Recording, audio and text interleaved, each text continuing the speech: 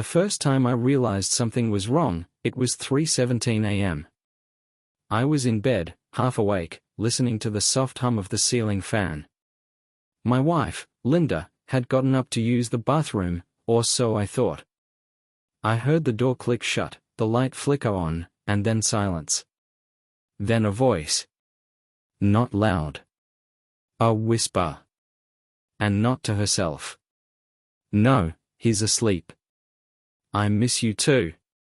I wish I could be there right now. The words floated out like smoke under a door. I didn't move. I didn't breathe. I stared at the ceiling fan turning slowly in the dark and waited.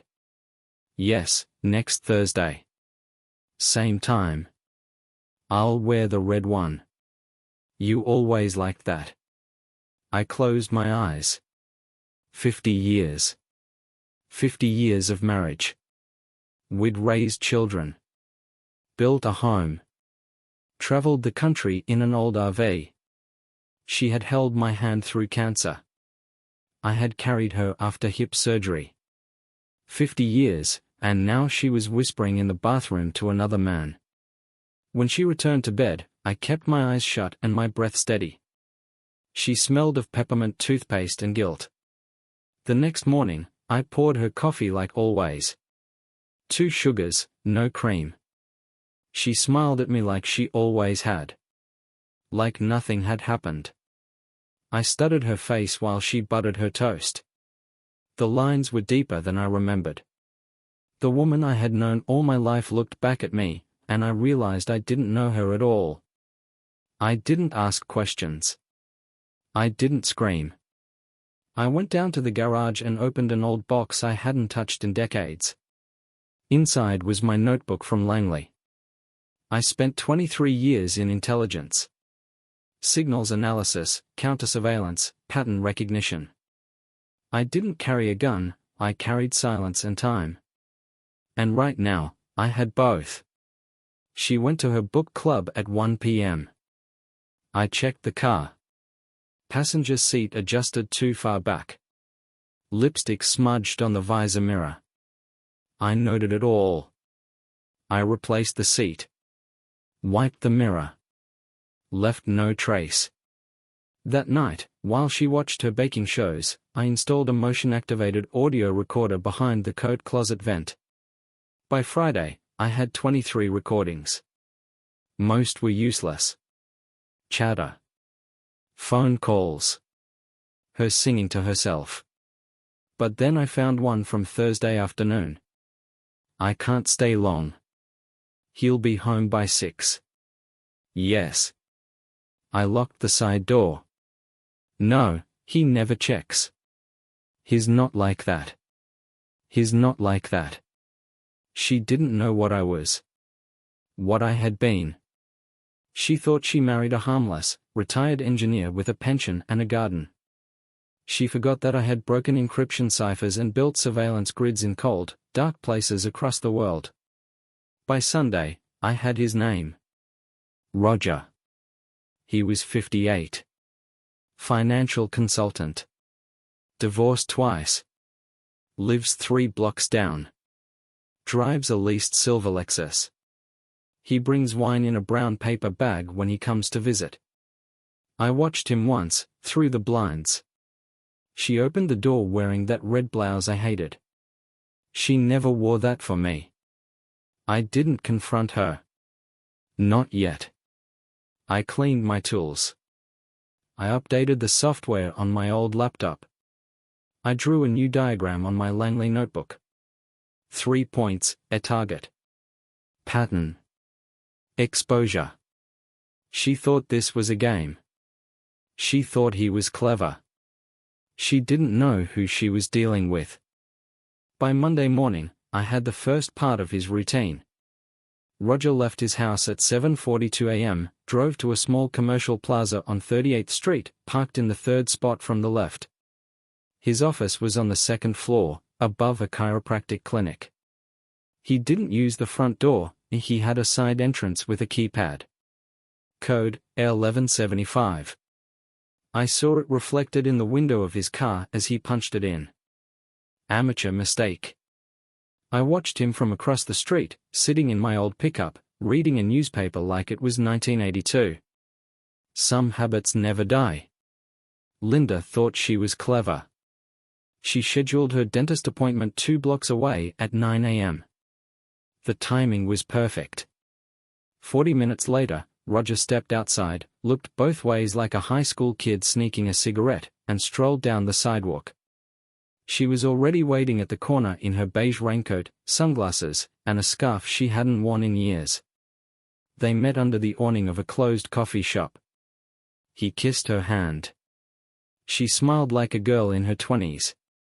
They didn't go to lunch. They didn't go shopping. They went back to his office.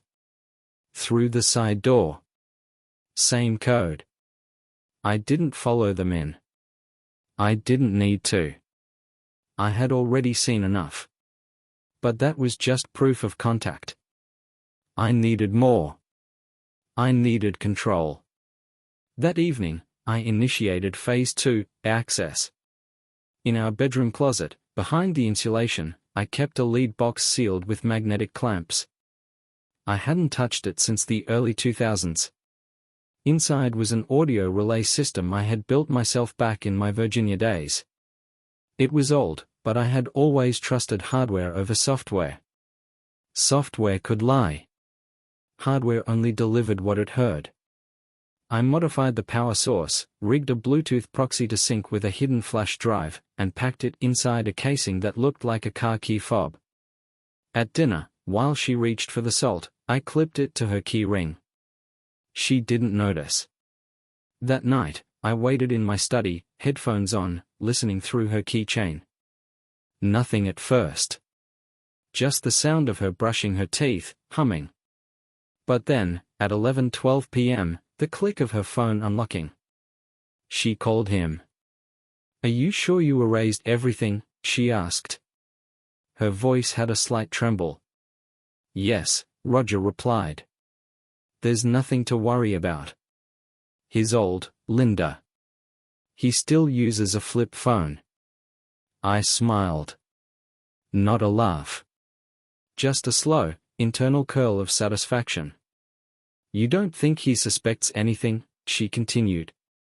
"Please. I could walk in the front door and ask to borrow your blender. He'd probably hand it to me with a smile." I recorded everything. Tuesday, I began mapping the timeline. I set up a wall board in my workshop. Color-coded string. Red for contact points. Blue for digital traces. Green for emotional tells. I logged every movement, her grocery trips, his gym visits, the timestamps on text messages. Pattern recognition. That's how you beat someone who thinks they're careful. By Wednesday, I had intercepted a voicemail from Roger to a man named Kyle, talking about clearing out the fund before year's end. The call was encrypted, but not enough. I cleaned up the audio, ran voice stress analysis. Kyle was nervous. Roger was in control. Financial fraud. That was my in. Thursday, Linda asked if I wanted to visit our daughter next weekend. I said no, told her I was feeling tired. She looked at me longer than usual, almost searching for something. I held my expression steady. Blinked twice. Smiled faintly. Then went back to my book. That night, she took a long bath. Longer than usual. I reviewed the keychain data, our second call, this time whispered. "He's been quiet," she said. "Too quiet." "You think he knows?" "No," Roger replied. "He'd have done something by now. He's harmless." I marked that moment. 10:47 p.m., Thursday. Final miscalculation. They were confusing silence with surrender. By Friday, I had built a complete profile on Roger. 2 failed marriages, 1 pending civil suit, history of asset manipulation. His house wasn't even in his name, it was registered to a shell company based in Nevada. He had 4 phones. I cloned 2. The third one, his clean phone, was used for Linda. I redirected all incoming and outgoing traffic through a proxy I controlled. Now I owned their conversations. Saturday, I woke up early. Made breakfast. Eggs, toast, orange juice. She asked if I wanted to take a walk. Later, I said. Instead, I drove to a storage unit I had rented 2 towns over. Inside was everything I needed for Phase 3. Operation Exposure. Operation Exposure required precision. The mistake most people make when they find out their spouse is cheating is they react. They confront. They shout. They burn everything down.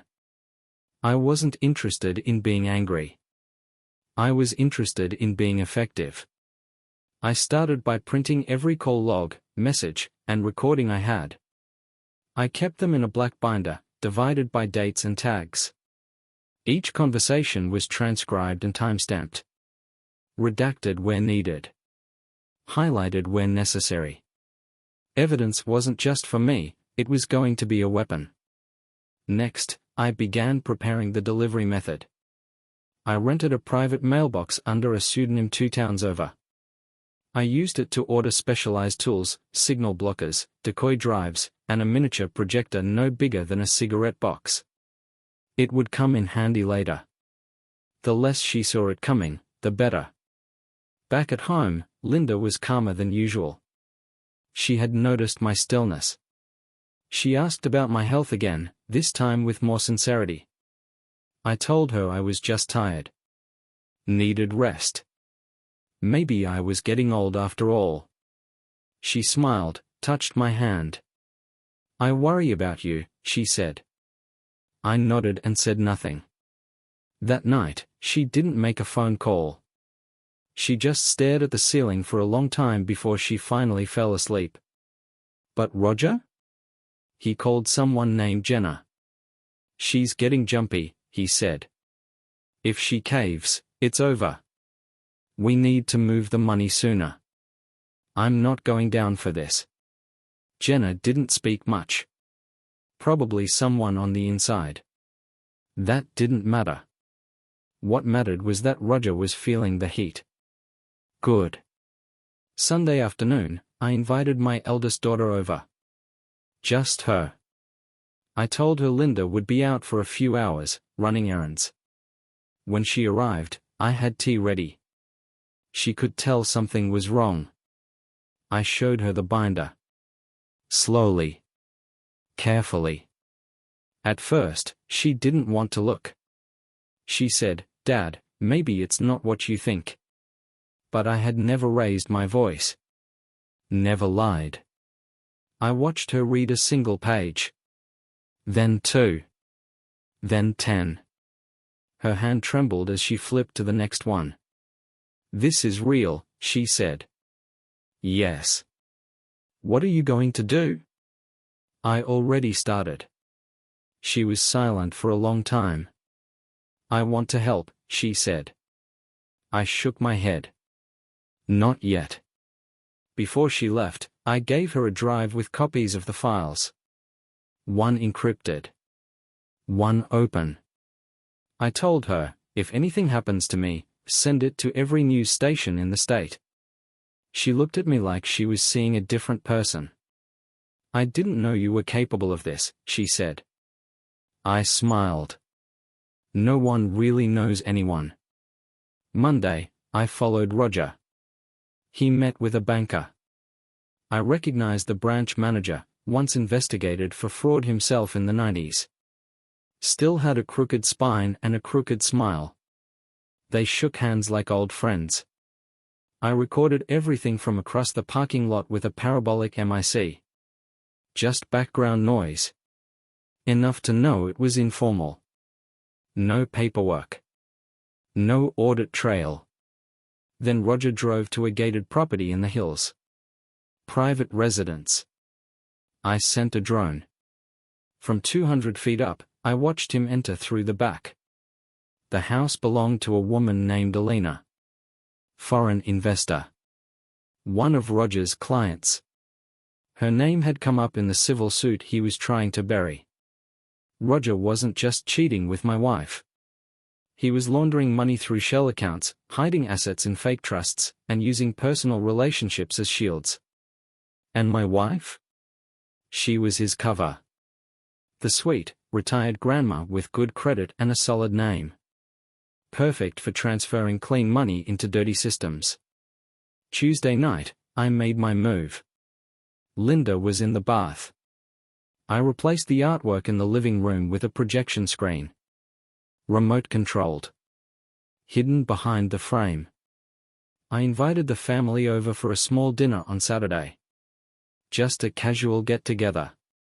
It's been too long, I told them. Let's all be together. She smiled. That's a wonderful idea. On Thursday, Roger left a message. After the transfer clears, we are gone. You and me. I rented a place in Aruba. Clean. Quiet. No more lies. She didn't respond that night. She sat at the kitchen table, staring into her tea. I almost felt sorry for her. Almost. Friday, I picked up a second projector. Just in case. I polished the presentation. Saturday would be the beginning of the end. And I wouldn't raise my voice. I would let the evidence speak for itself. Saturday arrived colder than expected. A light fog hung in the backyard, draping the hedges like old lace. I woke early, prepared the dining room, adjusted the lighting, and tested the projector 3 times. I wasn't nervous. I was focused. Linda spent the morning baking. She moved around the kitchen like it was any other Saturday, humming to herself, dusting flour on her cheeks. She even kissed my cheek when I brought her the cinnamon. She had no idea she was baking for her own trial. By 4 p.m., the table was set. Roast beef, green beans, mashed potatoes, fresh bread. Comfort food. The kind that made people feel safe. At 5:30, our children began to arrive. First came Amanda, the eldest, the one who had seen the binder. She hugged me tighter than usual.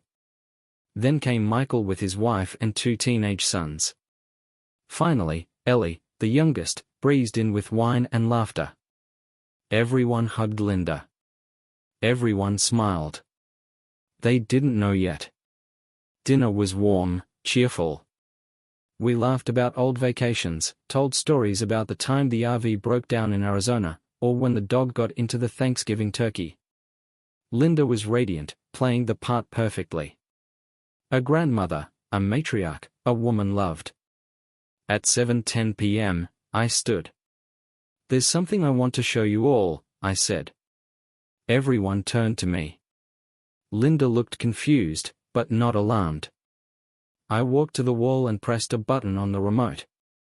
The painting slid upward, revealing the hidden screen. The projector clicked on. The room dimmed. What's this?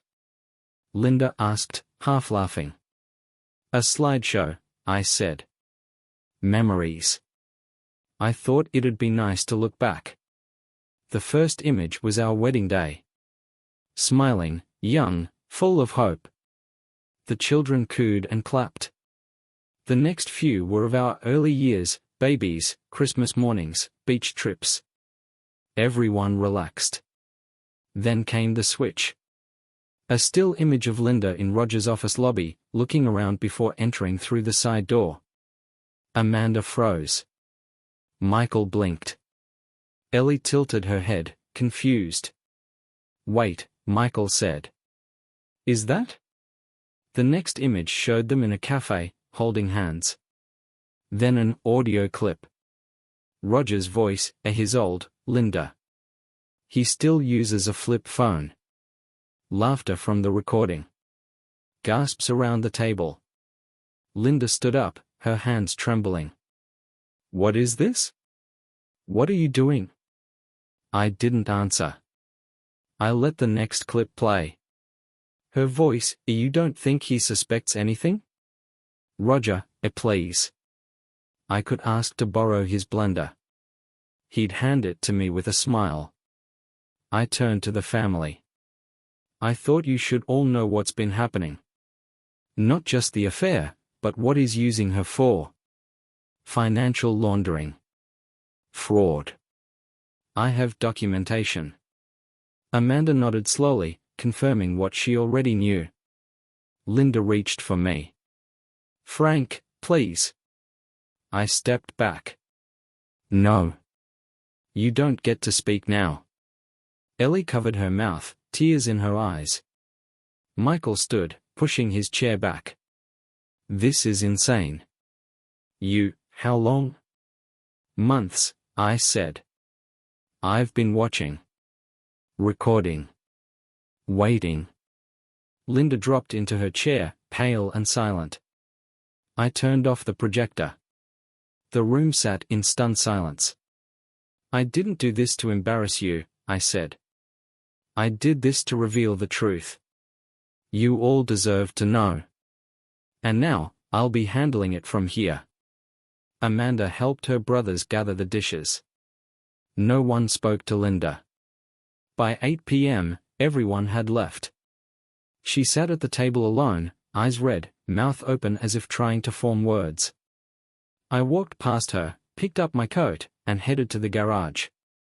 Inside, I activated the secure hard drive. Uploaded the full file package to 3 locations, and my lawyer, a trusted journalist, and a military contact. Insurance. When I returned, Linda was still sitting in the dark. Frank, she whispered. Please. We can talk. No, I said. You talked enough. I listened. Now it's done. She reached for my hand. I pulled it away. That night, she slept in the guest room. I didn't sleep at all. I just stared at the ceiling, thinking of Aruba, of money transfers, of the man who thought he could outplay me in my own house. Sunday morning was silent. Linda didn't come out of the guest room. I made coffee, read the paper, and watched the front yard through the window like I always had. But everything was different now. The illusion was broken. The mask shattered. What remained was a house filled with the sound of a single clock ticking down toward the inevitable. At 9:14 a.m., she emerged. No makeup. No lipstick. The red blouse was gone. She wore an old sweatshirt, the one from the Yellowstone trip. She looked smaller than usual, like someone had deflated her. I made breakfast, she said, quietly. I didn't answer. She set the table anyway, scrambled eggs, toast, orange slices. Her hands shook as she placed the plate in front of me. I don't know what to say. I took a bite of toast. Dry. Cold. Unimportant. She sat across from me and stared at her food. I never meant for it to go that far, she whispered. I looked at her then. You think that makes it better? No, she said. It makes it worse. She reached for my hand again. I didn't move. Was any of it real? I asked. Tears welled in her eyes. She nodded. Yes. All of it. I just what? I felt invisible. You stopped seeing me. I set my fork down. I saw everything. You just didn't notice. She broke down then. Not a dramatic sob, but a quiet collapse. Shoulders hunched. Hands shaking.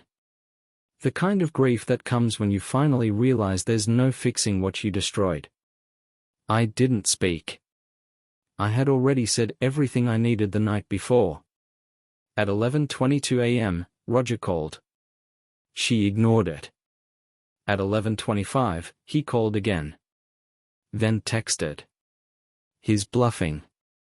There's no way he knows everything. Meet me at the old place. She looked at me, holding the phone like it was radioactive. I'm not going, she said. I nodded. At 1 p.m., I left. I drove to the property in the hills. Roger's sanctuary. The gated house owned by Alina. I parked outside the entrance, just out of sight from the cameras.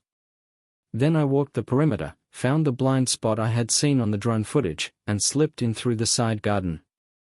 There was a guest house in the back. Small. Modern. Expensive.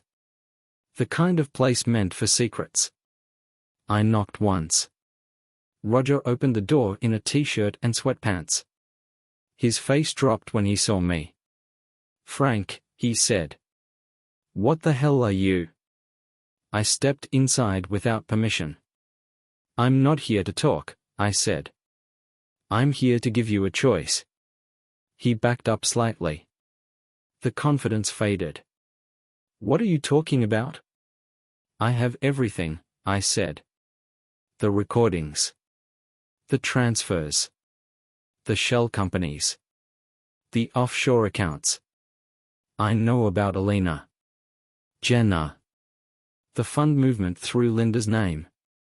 I have it all documented, backed up, and distributed." "You bluffing."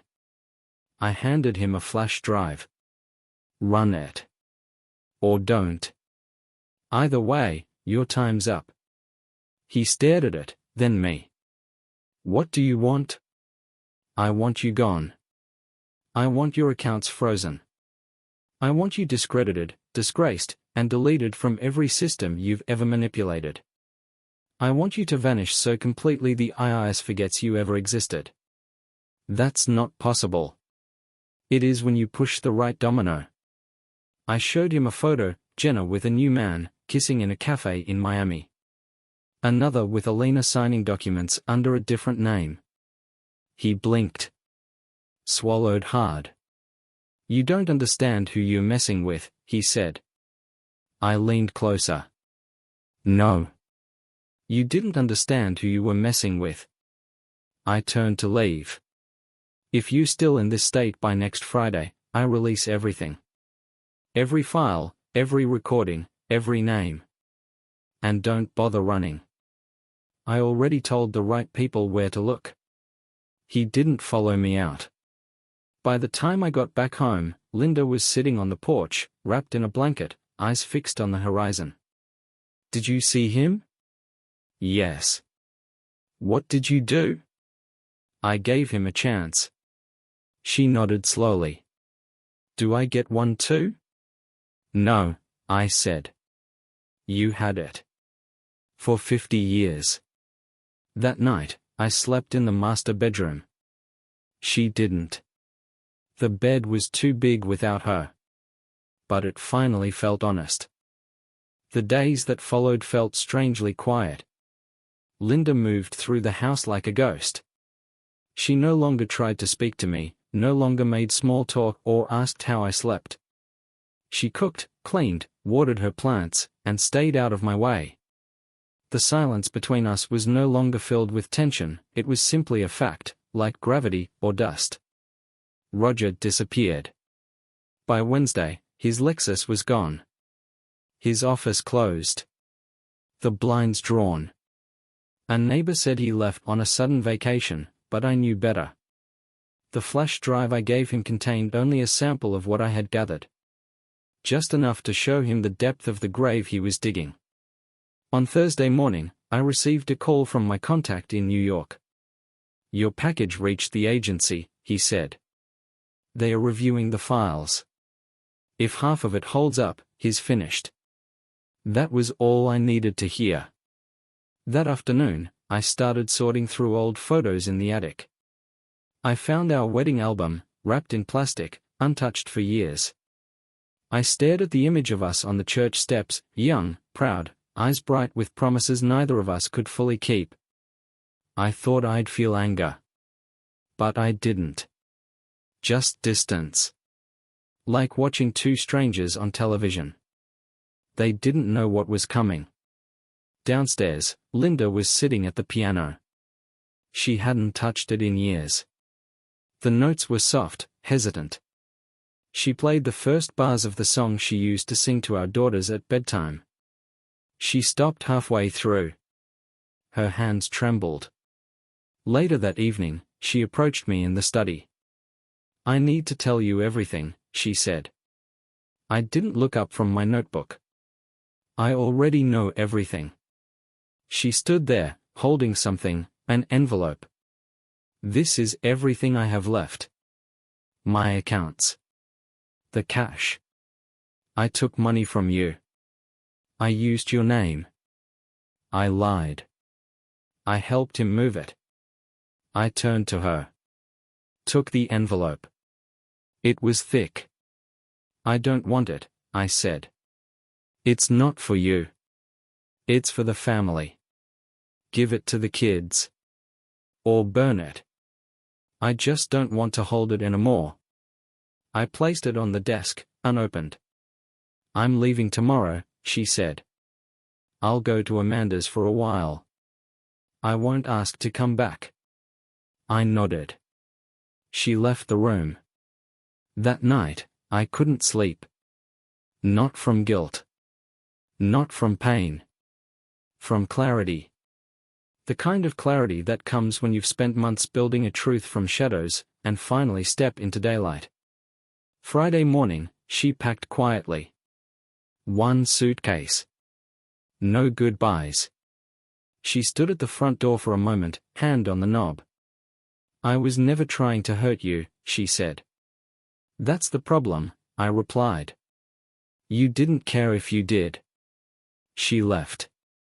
I watched from the upstairs window as her car turned out of the driveway. The house was mine again. And for the first time in a long time, I could hear it breathing. I poured myself a glass of scotch. Not to celebrate. To mark the end of something. At noon, I got a call from my attorney. The IRS has opened an inquiry into Roger Langford. Asset freezes are in motion. He won't be touching a cent. I thanked him and hung up. Operation Exposure was complete. But there was one thing left. I drove to the cemetery just outside town. Not to visit a grave, but a bench near the veterans section. A place I used to go to think. There, I opened the envelope Linda had left. Bank statements. Cash withdrawal slips. Passwords. A handwritten note. "I don't expect forgiveness. I expect silence. This is what I owe. I know I've already lost more than money could cover." I tore the note in half. Then again. And again. I left the pieces in the trash can next to the bench and sat for a while, watching the wind move the grass. There was no victory here. No joy. Only balance restored. The first morning alone felt heavier than I expected. The silence in the house wasn't peaceful, it was dense, like walking through fog. Every room still smelled faintly of Linda's perfume, every cabinet had her handwriting on sticky notes. It was like living inside the shell of a memory. I didn't clean. I didn't rearrange. I left everything as it was. At 7 a.m., I made coffee. The same way I always had. Only this time, I drank it alone. By 9 a.m., I had already reviewed the overnight reports from the monitoring service I'd set up. Roger's accounts had been locked. 2 more shell corporations had been flagged by financial authorities. The sweep was moving faster than I anticipated. I received an encrypted email from my old contact at the agency. One sentence. Your target is now classified as compromised and under investigation. Simple. Direct. Final. I closed the laptop and leaned back. No cheers. No applause. Just progress. Later that afternoon, Amanda called. Mom's here, she said. She's staying in the guest room. How is she? Quiet. Shaken. She hasn't said much. That's probably best. Amanda hesitated. Dad, She's not well. Emotionally. She's not stable. She chose her path, I said. She'll have to walk it. I'm not asking you to forgive her, Amanda said. But I am asking you not to let it eat you alive. It won't, I replied. I've already swallowed it whole. She didn't know how to respond to that. We said our goodbyes. That night, I opened a drawer in my study I hadn't touched in years. Inside was a photo album I'd been avoiding. Not of family. Not of vacations. But of deployments. Briefings. Faces of men I served with. Some gone. Some forgotten. I stared at one photo in particular, taken in a cold bunker somewhere outside Berlin. Me and 4 others. Smiling, despite everything. Back then, betrayal meant death.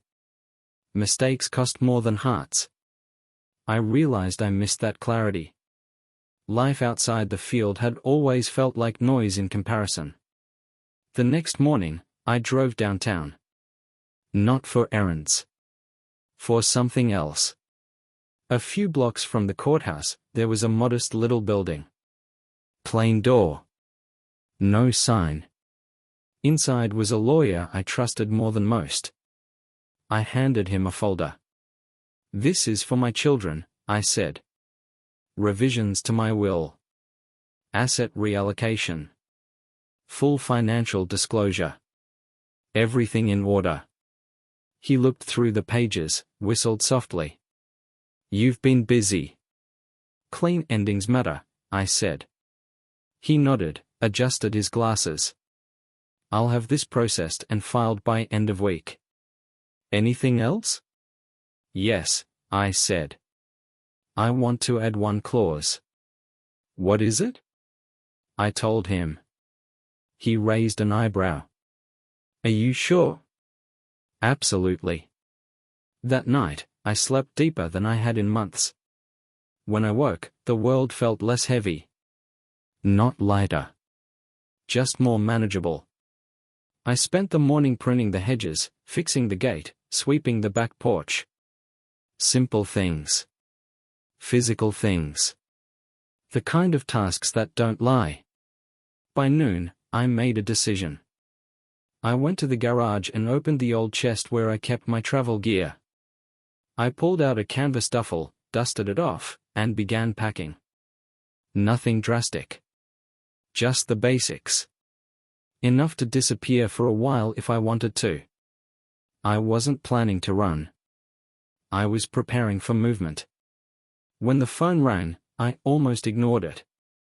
It was Ellie. Dad, she said, voice tight. Someone came to Amanda's house. A man. Middle-aged. Tall.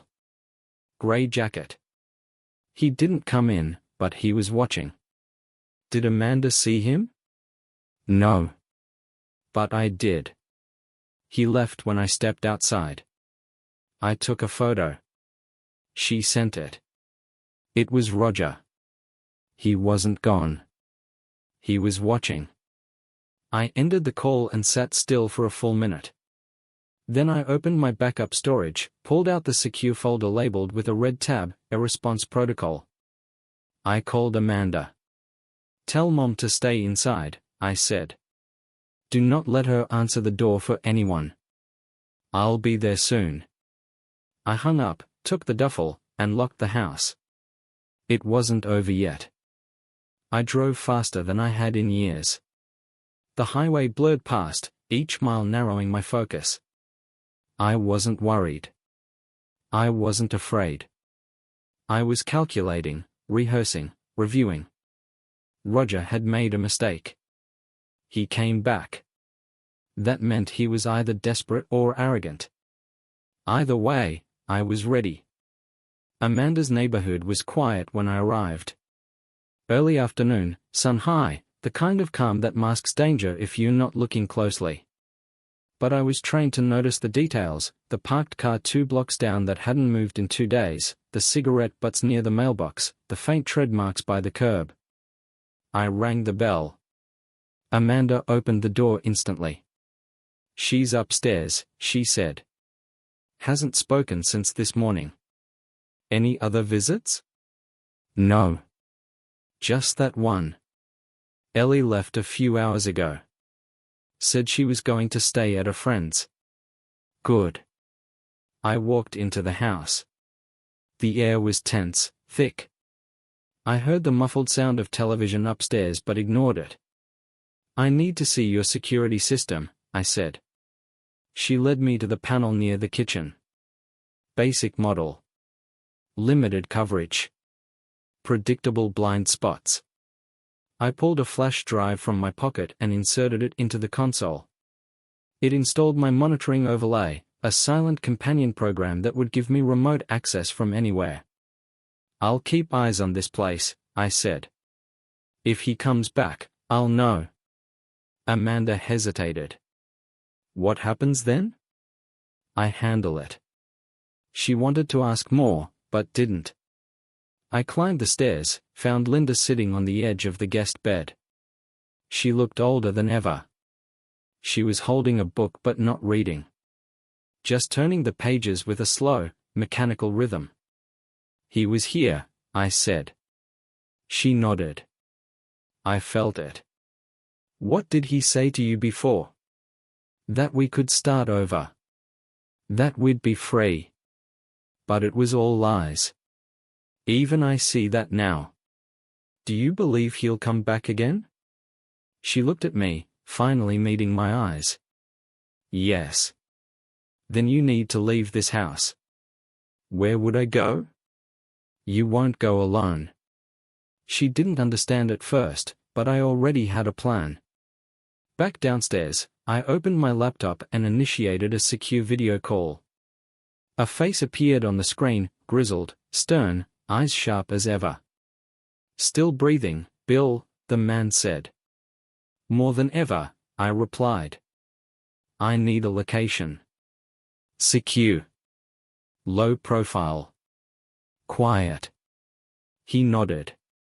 "For how long?" "Just a few days. Long enough to flush something out." He tapped on a keyboard. "I've got a farmhouse near Ridgeton. Remote, off-grid, cameras already installed. You'll have full control." "Perfect." I turned to Amanda. "I'm taking her there. You'll stay here, pretend nothing's changed. If he returns, alert me immediately." She nodded, uneasy but trusting. Within an hour, we were packed and on the road. Linda didn't ask questions. She just looked out the window, holding a thermos of coffee like it was a lifeline. The drive to Ridgeton took 3 hours. Trees thickened. Cell signal dropped. Civilization faded. By the time we arrived, the sun was beginning to set behind a ridge of hills. The farmhouse stood alone, old but well-maintained, wrapped in silence. I scanned the perimeter. Nothing suspicious. Inside, the system was clean. Cameras on all sides, windows reinforced, doors solid. It was exactly what we needed. Linda moved through the house cautiously, as if afraid to touch anything. I set up the laptop on the kitchen table, connected to the external feed. All clear, for now. That night, she sat by the fireplace, watching the flames like they held answers. "Why are you still helping me?" she asked. "Because I don't want your blood on my conscience," I replied. "Even after what I did?" "Yes," I said. "Because this isn't about forgiveness. It's about containment." She nodded slowly. "I deserve worse." "Probably," I said. "But right now, I need you alive." At 2:17 a.m., the perimeter alarm triggered. The northwest camera lit up. A figure in the dark. Roger. He stood at the edge of the trees, watching. Then he stepped forward. Right into the trap. I didn't move. I watched Roger through the grainy black and white feed from the northwest camera. He stood about 20 yards from the tree line, half shrouded by a dying oak. No flashlight. No movement. Just watching. The time stamp on the footage read 2:17 a.m. He knew this place wasn't random. He knew it was protected. And still, he came. Linda was asleep on the couch. I had given her something mild to keep her calm, a sedative from the first aid kit. She didn't know he was here. I switched monitors, checking the south side, then the eastern field. No movement. Just him. Alone. I zoomed in. He wasn't armed. At least not visibly. No bulge at the waist, no shoulder movements to suggest a weapon. But posture doesn't lie. He wasn't here to talk. He was testing the fence. Looking for weakness. I checked the battery on the backup generator. Fully charged. Cameras were wired, not wireless, no jamming possible. Perimeter lights remained off. I wanted him to feel invisible. I sent a ping to my contact, just 2 characters, he's here. Response came 30 seconds later, stand by. I stepped away from the screen and opened the gun safe in the storage room. I hadn't held a weapon in years. This one was old, but clean. A .38 revolver. No digital trace. No paperwork. Just steel and silence. I loaded it carefully. Then I sat in the chair by the back door, lights off, waiting. At 2:39 a.m., he made his move. Camera 2 picked him up circling right, trying to flank the barn. I activated the floodlight. It bathed the field in white glare. He froze. Then he raised his hands. "Bill," he shouted. "I just want to talk." He didn't expect the cameras to have audio. I responded through the speaker system, calm, precise. "Wrong name, Roger. That's not who you're dealing with anymore." He lowered his hands slightly. "Come on, man. We don't need to do this." I watched him step forward. "You trespassing," I said. "And you being recorded. You're not going to shoot me. Try me." He paused, then took a breath. "I can explain everything. She lied to me too. I didn't know she was married at first." "That's another lie," I said. "You knew. You laughed about it." He shifted his weight. Calculating. Looking for a crack. "There's still money," he said. "We can split it. You and me. She doesn't matter." There it was. The real Roger. "I'm not interested in money," I said. "Then what the hell do you want?"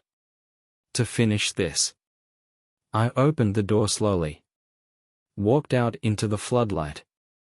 He took a step back. Saw the gun. Raised his hands again. "Whoa, okay. Listen, you don't want to do this. You pull that trigger, and you're done. You go to prison. Everything you've done, it's over." I stopped 10 feet from him. "That's the difference between us, Roger. I don't care about consequences. I care about closure." He opened his mouth to speak again, but I cut him off. "This is your last warning. You disappear. Not just from this town, from the country. You change your name, your face, your life. If I see you again, if you come near her, near my family, near anything I've touched, I will destroy what's left of you. And no one will ever find out how I did it. You think you're above the law?" "No," I said. "I just work faster than it." He stared at me, searching for weakness. Found none. "I should have finished this when I had the chance," he muttered. "You never had the chance," I said. "You were always a pawn. You just never knew it." Then I fired. Not at him. At the ground. One shot. Clean. Loud. Close enough for him to feel the dust on his legs. He ran. Full sprint back to the trees. No looking back. I didn't follow. I didn't need to. He was gone before the echo faded. Back inside, Linda was awake. Sitting upright on the couch, pale, eyes wide. Was that? Yes, I said. He won't be back. She didn't speak for a long time. Thank you, she whispered. I didn't do it for you. I turned off the floodlight, set the alarm, and sat by the window, revolver on the table beside me. By morning, the wind had shifted.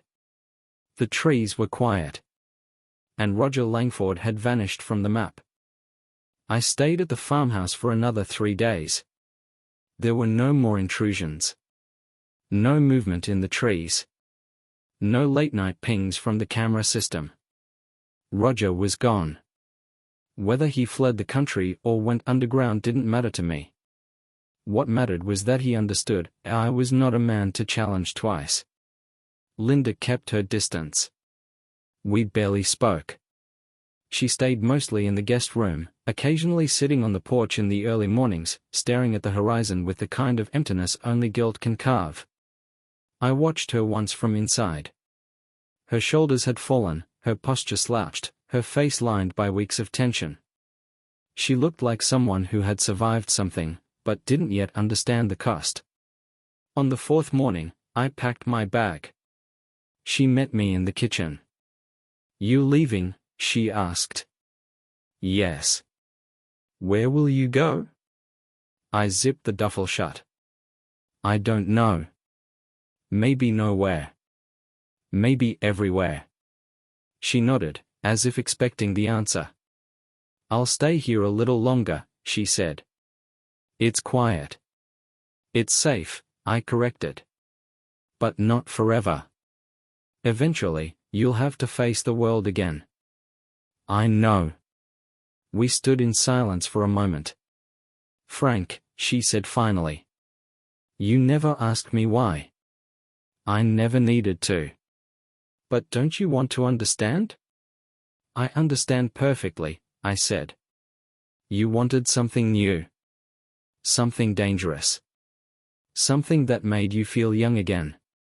You thought no one was watching. You thought I was old. Soft. Unaware. She flinched but didn't deny it. And then, I continued, you realized the truth too late. Her eyes watered, but I didn't look away. I am sorry, she said. More than you'll ever know. I believe you. And does that matter? No, I said. Not anymore. I walked past her, stepped outside, and loaded my bag into the truck. The road stretched ahead, framed by trees and fading morning mist. I didn't have a destination, just a direction. That was enough. An hour into the drive, my phone buzzed. A message from my lawyer. All accounts settled. Property rights secured. Full ownership restored. IRS confirmed asset seizure on target. Legal closure complete. I pulled over, read the message twice, then deleted it. Closure. That word had echoed in my mind since this all began. Not revenge. Not justice. Closure. Roger had been erased, financially, socially, professionally. His face wouldn't appear on screens anymore. His name wouldn't whisper through courtrooms or offices. He was a ghost now, floating in the wreckage of his own design. And Linda? She would live with the ruins. The memory of what she chose, what she lost, and what it cost. That was her burden. I didn't need to add to it. I passed the county line before noon. By sunset, I had checked into a small cabin lodge by a lake 2 towns over. Quiet. Clean. No questions asked. The owner gave me a key and a thermos of coffee. Passing through, he asked. Maybe, I said. Or maybe I'm just starting. He nodded like he understood. Maybe he did. That night, I sat on the porch, overlooking the water. The wind carried the scent of pine.